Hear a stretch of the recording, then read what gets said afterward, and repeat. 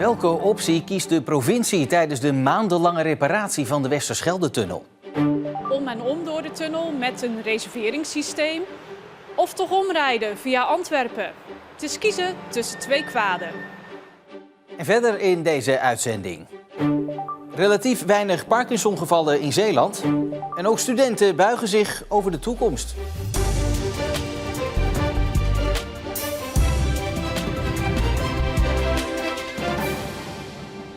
Goedenavond. Zomaar even op familiebezoek gaan of naar een uitwedstrijd met je voetbalteam aan de overkant. Het zal begin volgend jaar niet gaan. De sluiting van de oostbuis van de Westerschelde-tunnel voor 4 maanden vanwege de reparatie van de 30 meter lange scheur gaat grote gevolgen hebben. En het is nog maar de vraag of iedereen die al kan overzien.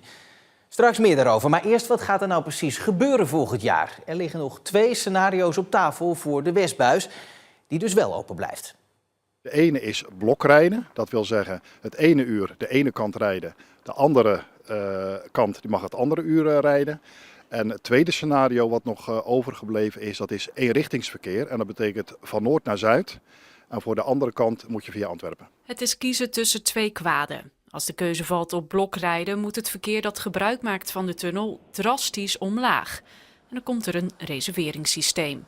Als we dat invoeren, ja, dan moeten we ook wel keuzes maken. Wie mag wel, wie mag niet. Nou, dat is een hele uitdaging en ik ben daar nog mee aan het puzzelen. Omrijden via Antwerpen is ook niet ideaal, want dat kost extra tijd. Plus, ja, Antwerpen loopt ook vaak vol. Heel veel congestie, dus je hebt geen betrouwbare reistijd. De komende tijd volgt nog extra onderzoek. En op 1 maart moet dan duidelijk zijn welk scenario er wordt uitgevoerd. Het blijft een lastig dilemma. Het is enorm complex, het is een grote uitdaging en ik vind het ook niet makkelijk. Maar het moet gebeuren, niemand heeft om die scheur gevraagd, dus die moet gerepareerd worden, zodat we ook weer de toekomst in kunnen met de tunnel.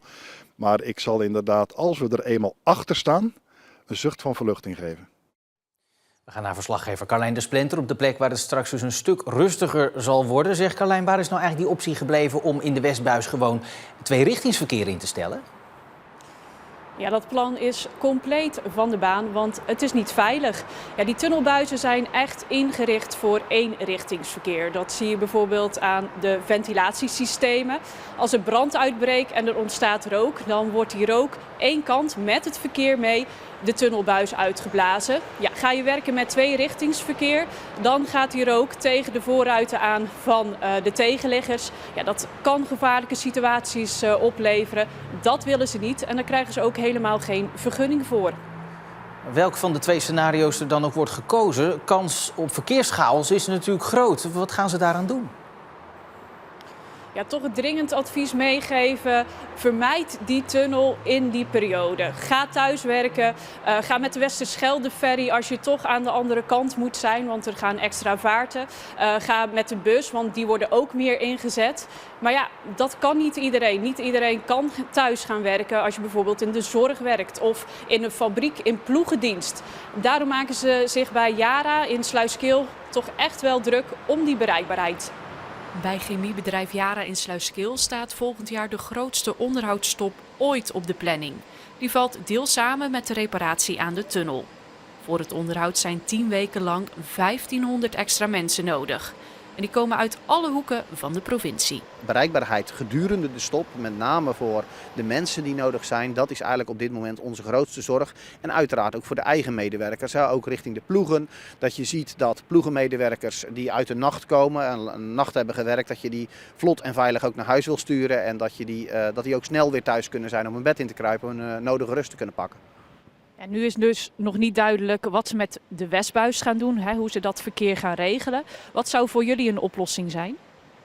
Nou, wij gaan niet over de tunnel zelf en de oplossingen. Daar zijn experts voor en veiligheidskundigen en verkeerskundigen en uiteindelijk ook de bestuurders die daarover gaan. Maar nogmaals, wij hopen wel dat er rekening wordt gehouden met ons, zodat ze een oplossing kiezen die flexibiliteit biedt en die ons de mogelijkheid geeft om deze grootste onderhoudsstop ooit vlot en veilig te kunnen uitvoeren. Duidelijke oproep, Carlijn. Wordt er naar zulke oproepen ook geluisterd? Ja hoor, de afgelopen tijd zijn er al gesprekken gevoerd met van die grote spelers zoals Yara. En die gesprekken gaan de komende tijd ook nog wel even door.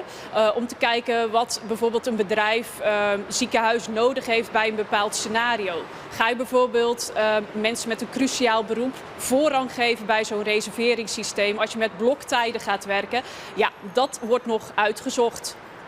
Die reparatie begint over een jaar, 11 januari 2027 om precies te zijn. Heb jij het gevoel dat het besef in de provincie er eigenlijk al een beetje is over hoe groot de impact kan gaan worden? Ik heb het idee dat dat nu een klein beetje begint te komen, ook bij mezelf. Als ik hier zo sta, dan denk ik ja, over een jaar rijden hier dus geen auto's meer uit die Oostbuis. Geen vrachtwagens.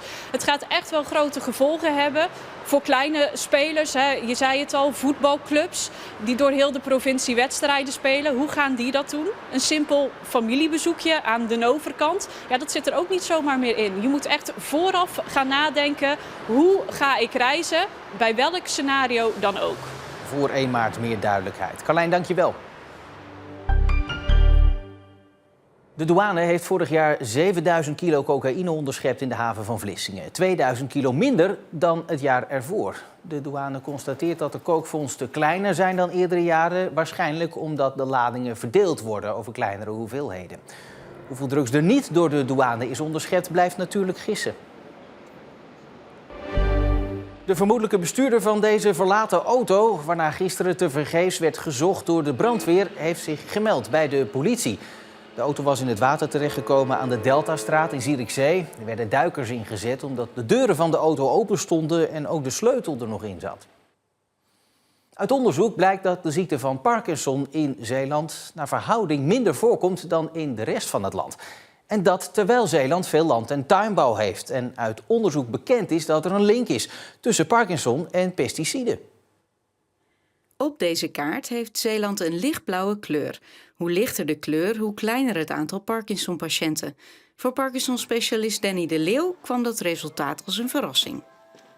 Ja, ik had zeker een andere uitslag verwacht. Ik denk in Zeeland is juist heel veel en in de Randstad iets minder. En in de Friesland en Groningen ook meer, maar Zeeland had ik niet verwacht. Volgens de wetenschappers achter het onderzoek is er niet één oorzaak voor Parkinson aan te wijzen, maar zijn dat er meerdere. Denk aan luchtvervuiling, hormonen, roken en dus pesticides. Zoals we weten, pesticiden, dat is een vergif wat de dopamine aantast bij de hersenen. En daardoor krijg je het ziektebeeld Parkinson. En zeker in Zeeland hebben we heel veel landbouw en fruitteelt. Er komt nog een vervolgonderzoek met speciale aandacht voor Zeeland dat meer duidelijkheid moet geven. Een koopwoning in onze provincie was vorig jaar 7% duurder dan een jaar eerder. Die stijging is lager dan in de rest van het land het geval was. Uit cijfers van het CBS en het kadaster blijkt verder dat het aantal verkochte woningen met 14% is gestegen. In Utrecht was dat bijna 20%. Gevangenen uit Torentijd nemen vaker contact op met Omroep Zeeland sinds ze vorig jaar de beschikking hebben gekregen over een eigen telefoon op hun cel. Het gaat om klachten over berichtgeving die henzelf betreft of tips over zaken waar de redactie eens in zou moeten duiken. Helemaal anoniem zijn de telefoontjes trouwens niet. De gevangenis kan altijd meeluisteren. Al heel wat organisaties hebben zich inmiddels gebogen over hoe Zeeland er in 2050 uit moet gaan zien. Politici, bedrijven en nu ook studenten. Bij Hogeschool HZ is het thema van hun projectweek. Alright, welcome all. Zo'n 300 studenten van de HZ buigen zich tijdens een projectweek over concrete opdrachten van organisaties en bedrijven in het kader van het plan Zeeland 2050 van de provincie. Wij gaan proberen om mensen hier in Zeeland weer aan te sporen om meer in de zorg te gaan en ook in de zorg te blijven. We zijn bezig om, er staat een vraagstuk, hoe kunnen we ervoor zorgen dat de thema's water, energie en voedsel gaat leven onder een breed publiek in Zeeland. Goed dat ze nu de studenten erbij betrekken, want daar gaat het natuurlijk om in de toekomst. Commissaris Hugo de Jonge benoemde het dit jaar nogmaals in zijn nieuwjaarstoespraak. De provincie moet groeien. De kern van het plan Zeeland 2050 is dat extra Zeeuwen nodig zijn om de voorzieningen op peil te houden. En dat plan wordt op steeds meer plekken opgepakt. Het thema van onze projectweek is altijd brede welvaart. En dit jaar hebben we gekozen voor het overkoepelende thema Zeeland 2050.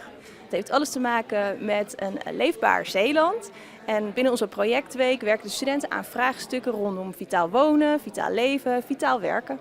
Er zijn verschillende bedrijven en organisaties die meedoen aan de projectweek. Zoals de gemeente Ruimerswaal, Douw en de Rabobank. En zij hebben een concrete vraag neergelegd bij de studenten.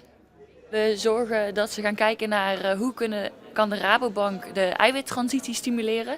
Dus de vraag is hoe zorgen dat Zeeland 2050 meer plantaardig eten op het bord ligt van de Zeeuw.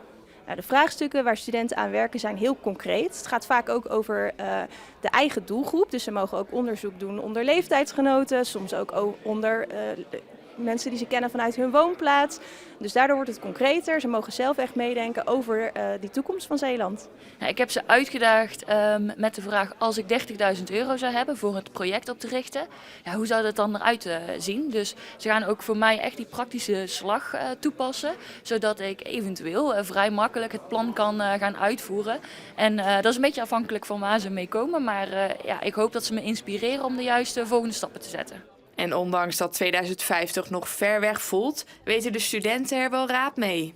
Ik doe de opleiding communicatie en daarvoor liggen de banen ook wel eigenlijk veel in de Randstad. Wat mijn interesses zijn. En daarom lijkt het me wel leuk om nu vooral bezig te zijn met kijken hoe je deze banen ook aantrekkelijk zou kunnen maken in Zeeland. Ik vind het wel interessant, omdat ik er dan normaal eigenlijk niet bij stilsta. En nu zijn we er toch mee bezig, dus ga je wat bewuster over nadenken. De studenten presenteren vrijdag hun plan aan de opdrachtgever.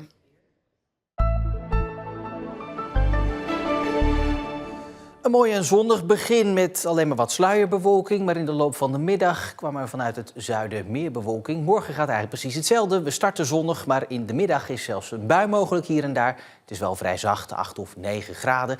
In het weekend wordt het kouder, maar dan zonnig, vooral op zondag.